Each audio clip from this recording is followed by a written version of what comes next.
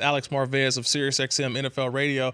Alex, obviously LeBron's The Shop was on the other night on HBO, and obviously we had some candid words in terms of Antonio Brown talking about his situation in Pittsburgh. Alex, how is this going to play out? Obviously, we know March 17th, the Steelers have a decision. Do they pay him that roster bonus? So what's going to happen? What do you think? How does this thing end? Let's go back to the 1970s, before Antonio Brown was even an apple in his parents' eye, okay? Right.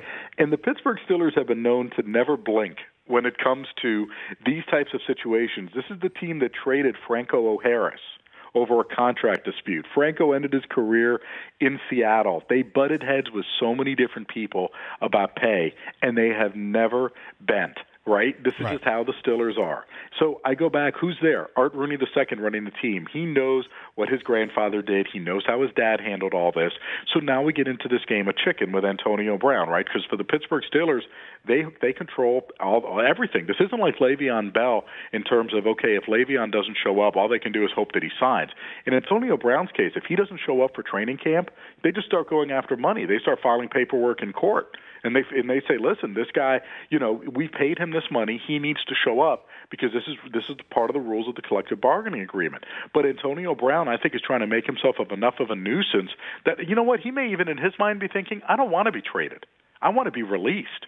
And I'm gonna say as much obnoxious stuff as I can to try to get the Pittsburgh Steelers to get rid of me. Oh, and if they want to pay me $2.5 million to still be on the roster by March 17th, that is fine. But I want to be able to sign with my own team. And I want to be able to make my own moves instead of maybe being shipped off to a team where he doesn't want to be. I mean, if you're Antonio Brown, do you want to go to the Washington Redskins? I mean, Colt McCoy is your starting quarterback right now. How much does that excite you? You want to go out to the Raiders?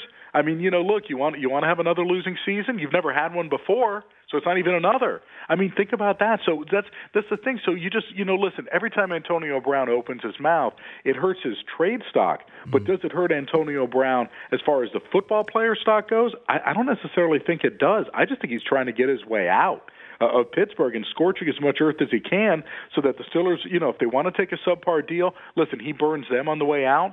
Or if the Steelers just say, you know what, we're just tired of this, and you cut him, and that's Antonio Brown's endgame here, well, he's definitely doing enough to try to fuel that, to try to get his way out the door. But again, the Steelers are a very stubborn team. I could see this one lasting for a while if Pittsburgh doesn't get the type of offer that they want. Yeah, I could see this possibly going all the way up into the draft. Honestly, remember last year they traded Martavis Bryant right during the draft. I can actually see that happen as well with the Steelers. The Rich Eisen Show, weekdays at noon Eastern on Audience.